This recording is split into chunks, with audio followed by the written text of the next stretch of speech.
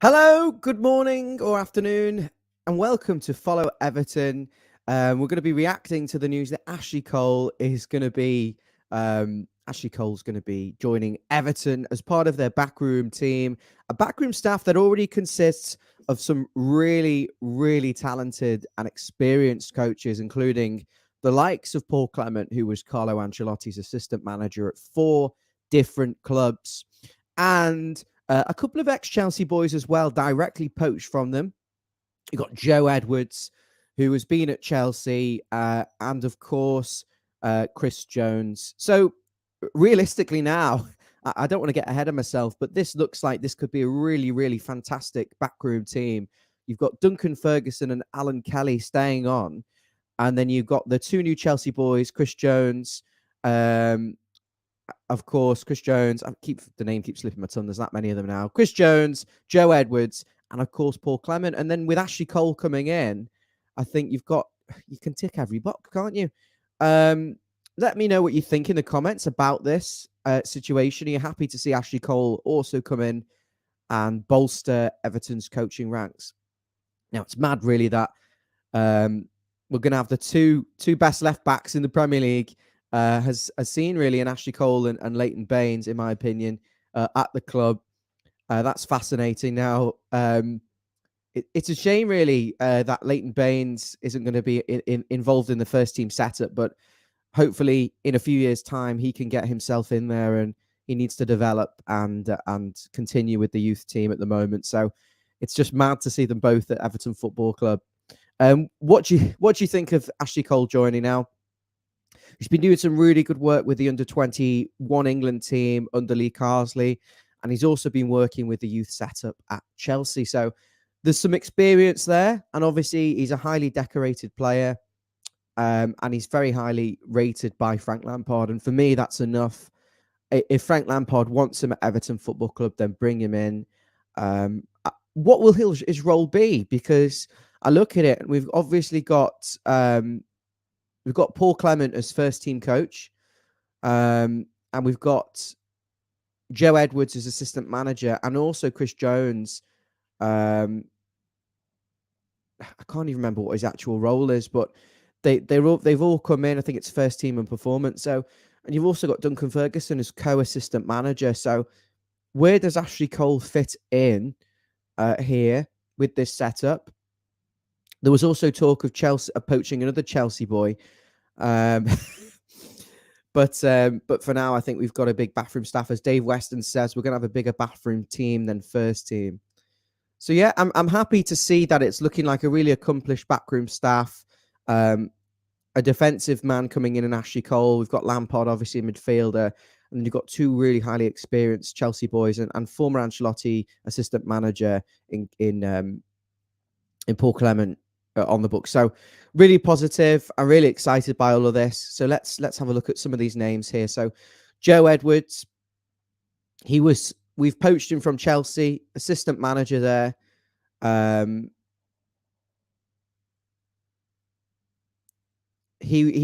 Lampard actually promoted Chris Jones into the first team. Sorry, I'm getting mixed up here. That's not right. Let me start again. Talking about Joe Edwards. Joe Edwards was 8 years at Chelsea's academy. He was released as a 16-year-old player and so went into coaching. He was the academy coach in 2014, and they secured back-to-back FA Youth Cup and Premier League South doubles while he was the under-18s manager. That was 2014-15 and 15-16, so that's positive. Edwards spent the 16-17 season working as a lone player technical coach, liaising with players and coaching staff at temporary clubs. I think that's a bit like Julian Lescott is doing at Man City, and a bit like, didn't we have someone doing that? I'm not sure actually, but anyway, he then rose through to under 23s manager at Chelsea in 17-18. So there's been a real clear progression from Edwards, coming up from youth team manager to under 23s manager over the years, and he got to the semi-final of the Senior Checker Trade Trophy. Now that is some feat, really, because It's very rare that a youth or an under 23 team, I should say, can get anywhere in that competition against senior clubs, professional teams. But he got to the senior Checkatrade Trophy semi-final, and they lost in a penalty shootout defeat to Lincoln City. So that's a shame. It's actually the furthest any academy team has reached in that competition. Lampard gave him a break at senior level, July 2019. So 3 years ago, nearly. He was impressed with him during his playing days, which says a lot, really, because Lampard has worked under some fantastic managers and coaches. They grew in their relationship. Lampard did his coaching badges and asked him to be part of his team. So he was a key figure in the rise of young players through obviously coming through the 18s, through the 23s, and into really the first team setup. So I'm talking about the likes of Mason Mount and Reece James there. So for me, really positive, and I'm actually quite surprised we've managed to get him from Chelsea after being there for so long. How have we managed to get him? I've got no idea, but credit to Lampard, credit to the team that are doing the negotiations for the backroom team. And yeah, Joe Edwards looks like a really, really good name, if I'm honest with you. Moving on, you've got Paul Clement. Now, Paul has been a manager, he's been an assistant manager, and he's been a coach. And he's 50 now, so he's had a long career coaching. And what sticks out to me really with him is that Paul Clement's worked under Carlo Ancelotti first at Chelsea in 2009, 2010, and they won the league and cup double. He was his right-hand man, so that's absolutely fantastic. And then Ancelotti liked him so much, he took Clement with him to PSG in France, and PSG hadn't actually won the league since 1994 at that point. And Ancelotti and Clement were able to guide PSG to the first League One, I should say, sorry. You know what I'm trying to say. The top division title, the first since 1994, and that was in 2011. So Ancelotti had him with him, and he also took him to Real Madrid. Now, obviously, Zinedine Zidane was coming through at Real Madrid as a coach at the time. This was around 2013. But Paul Clement came in as co-assistant manager along with Zinedine Zidane whilst Ancelotti was manager. And obviously, again, they won the Champions League, the 10th Champions League title, as well as other trophies like the UEFA Super Cup and the Copa del Rey. And also, they won the first Club World Cup title, 2014. So, really, really good CV in terms of being an assistant manager. I think where it goes downhill a little bit for him is where he goes to Derby County as manager, and he was sacked. I mean, it was probably a little bit harsh that he got sacked. I mean, looking at his record, 19 games, and he only lost once. There must have been a lot of draws in there, and he left them 5th in the table, but they got rid of him. They said it was boring football. So he went back to Ancelotti, really, and Ancelotti got a job at FC Bayern Munich, and obviously successful there again, as Ancelotti has been in pretty much every club he's been at.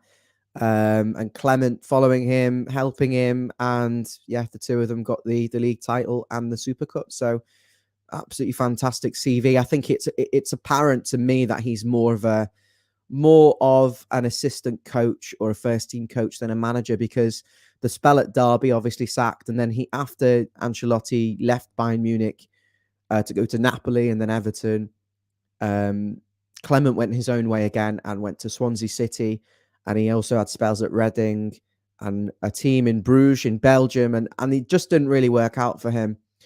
So I think he was sacked actually in December or January from Cercle Bruges. That's definitely not how you pronounce it, but yeah. So he's stepped back into more of a comfortable role for him, and that's first team coach at Everton. So if you strip away his solo experiences, you could say an absolutely outstanding assistant manager and coach, and Everton really lucky to have him. I know there was a huge amount of excitement for him coming in from social media, because you look at the CV as Carlo Ancelotti's right-hand man and as an assistant manager, and it's really good. So I'm really enthralled by the likes of Edwards and Paul Clement coming in, and now obviously the third man, the third ex-Chelsea coach, and the one again, I think it's a bit of a coup to bring him in. Chris Jones, Chelsea reserve team fitness coach in June 2016. So it's been there an absolute age. I mean, you're talking 16 years. He was promoted to first team position in 2009 when, again, Ancelotti won the double, when Clement was assistant boss. So they've worked together before. They've got a history of success. I mean, for me, this could be one of the best backroom teams in the Premier League, because I look at this and think, this is so well put together. This is really well put together. Lampard actually got 27 goals that season, including the FA Cup one, unfortunately, against us. Was Ancelotti manager when they beat us in 2009? Don't think he was. Conte, Mourinho, and Gus Hiddink retained Jones in the backroom team in the period where they obviously won the league 3 times and the Champions League and 3 FA Cups, I believe, and also the UEFA Cup and the League Cup. So Chelsea massively successful in that period. Excuse me. And Chris Jones was one of the key backroom men in that sort of in that sort of era. Sorry. And I watched the first Everton training video yesterday, actually, that the club put out, and I was really impressed with what he was saying to the players, like use the 6. And all seems to be about opening up through the lines, actually creating space for the pass, angles for the pass, rather than the very rigid, predictable 4-4-2 that we've seen before. I think now this Everton team, with these backroom staff, clearly extremely experienced and successful, can maximize what we've got with this current group. And obviously, I think they're best placed to develop and grow with Everton and bring in new players, all young enough to be at Everton for a long period of time. Obviously, we've retained the services of Duncan Ferguson. I did do a stream. I think we got 4,000 views on that stream, and it was talking about Lampard actually joining and Duncan Ferguson leaving the club. And I think the sentiment shared by, I'd say, about half the fan base was that Duncan probably should move on if he wants to be Everton manager. For me, I think he's comfortable at Everton. I think he's 50 years of age. If he wanted to be a manager, he would have had to go, improve himself. I think he's comfortable at Everton. And what I like about it, the comment that I put on Twitter the other day was, why choose between Duncan and Lamp when you can have both? And I think this ultimately is the ideal scenario. Lampard and his experienced backroom staff, but you're keeping Duncan Ferguson on for that link between the players and the management. Not that I don't think Lampard's going to be brilliant liaising with the players, and there's going to be a connection there finally between fans, players, staff, etc. I just think it's imperative to keep him on.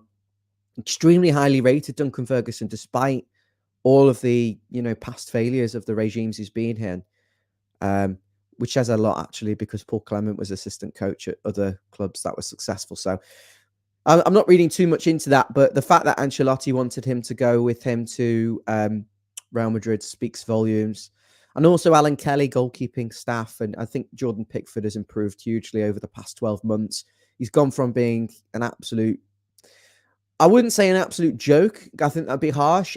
I'd say a goalkeeper that makes a lot of fantastic saves and then will go on a small period where he looks like things are going past him that shouldn't, and acting a bit like a clown, maybe. I think, letting goals in, making basic errors. And then I think Alan Kelly settled him down over time. And what we're seeing now is Jordan Pickford that's cut out, touch wood. I mean, it's not wood, it's MDF, this desk, but touch wood, we'll be able to get the best out of Pickford, and has been able to.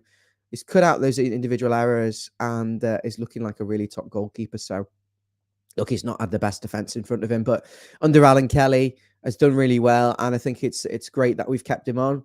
Now, Ashley Cole, Chelsea youth coach and assistant manager to Lee Carsley at under 21s, potentially coming in, I think is also good news, because he can be the rising star coming through the backroom team and following the mould of some of the others. And I did touch on Leighton Baines being here. It's mad that the two of them are at the same club, but I think Baines is a little bit far behind him, and I'm not actually sure whether Baines wants to get involved in the first team. I think maybe it was sort of that he was doing youth link-up progression through to the first team. So definitely a really important role for Leighton still within the club.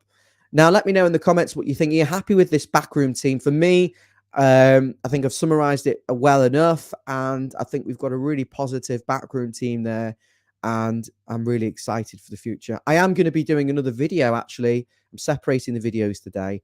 Another video over on the Follow Everton YouTube channel very shortly, in about 10 minutes time. I might crack on straight away, so if you want to hop back over, that's going to be talking about the signings of Van der Beek and Dele Alli, giving you my actual opinion on them, and also looking at the fact that they're doing the first media interviews and took training for the first time today.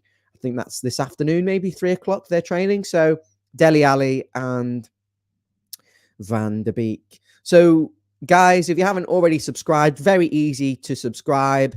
I know a lot of you like to watch on Facebook and Twitter, but if you haven't already subscribed on YouTube, that's imperative for us to grow as a channel. I think 70% of people who watch Follow Everton back and live aren't subscribed. And I think if we'd had everyone subscribing, we'd be on 2 or 3, maybe 4,000 subscribers now. So let's try and get up to 1,000 subs. Very easy to do. And if you like the content enough, turn notifications on, the little bell button in the corner, and that'll notify you. Don't think, if you haven't got ping notifications on, it's not going to hammer it, but it'll show up in your feed, and you can keep in touch and see all the new videos, upcoming videos. Please, as I say, hit that like and subscribe button wherever you're watching if you like this content. Final comment, we've got Amanda Stevens. Good afternoon, Amanda. She's saying Frank and the backroom staff is only good for us. I agree. Just on Lampard then, touching before, because I've got a few minutes just before I have to start the second stream. I was really, really impressed with the video that Lampard put out on, not Lampard personally, but that the Everton put out, showing the first team training. I thought Frank getting involved, and it's different to Rafa, who kind of just looked like he was giving instructions and watching from the sidelines. It was actually refreshing to see Lampard physically taking the session and coaching the players, along with the backroom staff, and actually get a little bit of an insight into what's going on, as I said before, with Use the Six. And he seemed to be motivating the players really well and giving them really good encouragement. So yeah, I'm really, really pleased to see that, and I'm feeling really positive about what I've seen in training. I think I've seen more enthusiasm and passion for Everton Football Club in one video than I ever saw from Rafa, who was just clearly a red wearing a blue top, and here because he wanted to be a football manager, but really that was never going to work.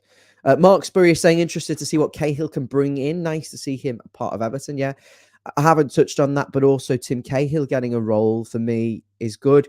He's played football in lots of countries. He's gone to 4 World Cups, so he's a footballing man. Obviously, he's an Everton man as well.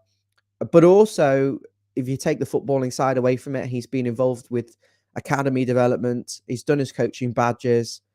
I also believe he's done some commercial roles in Dubai. He was imperative in bringing James Rodriguez in from Everton to one of the teams in Dubai. I don't really care for the name, to be honest with you, but went over there and he was imperative in that deal. I think Bill Kenwright was very impressed. Obviously, they've got a close relationship. He was very impressed with Tim and said, you know, would you be interested in doing some work for us? And Tim Cahill's been very important in doing the strategic review. And also, you know, involved in these interviews. Now, the irony is he's actually a friend of Lampard, so probably a little bit of bias there, but I think he's advised Mashiri well on what Everton need actually in terms of a character. And I think Evita Pereira potentially had the more experience. Obviously, he had a better CV, but in terms of what Everton needed, it wasn't Vita Pereira. I think Frank Lampard is proving that he could be the ideal fit for manager. And with this really good backroom team behind him now on the pitch, let's hope that the likes of Cahill and Graham Sharp can make a difference behind the scenes. For me, it was pleasing that Farhad Mashiri did an interview on the club site. I don't think there was too much wrong with it. You asked for communication and you've got some communication. I don't think he's likely to do this very often. I think it'll be, you know, a very infrequent direct message from the majority shareholder. And I suppose when you're involved in that many businesses and you're that wealthy, you do delegate things to other people. Now, for him, he has to delegate to the right people. He said that Bill Kenwright, while we're talking about staff and management, etc., I think it is still relevant. He said Bill Kenwright is going to be chairman for as long as he can.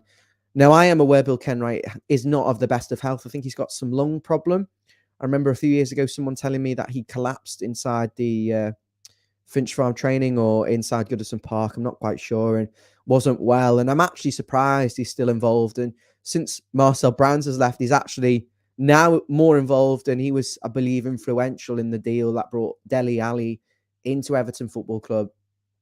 And it's structured in a way that I'll talk more about this on the Dele Alli and Van der Beek video, but structured in a way that means that we don't actually have to pay anything this season whatsoever, no matter how many games he plays, because we can only play 18 games. So really pleased with that. And I think credit where credit's due. You can ask for change, of course, but you still have to recognize when something looks good and potentially is really good. So that's my thoughts on that.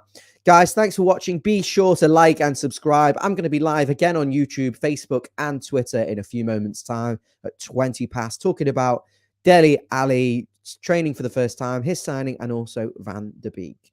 Make sure you do exactly what I'm going to put up on the banner, because I have to. Where is the banner? Where is the banner? That one. Thanks, guys. Take care. Goodbye now. Thank you.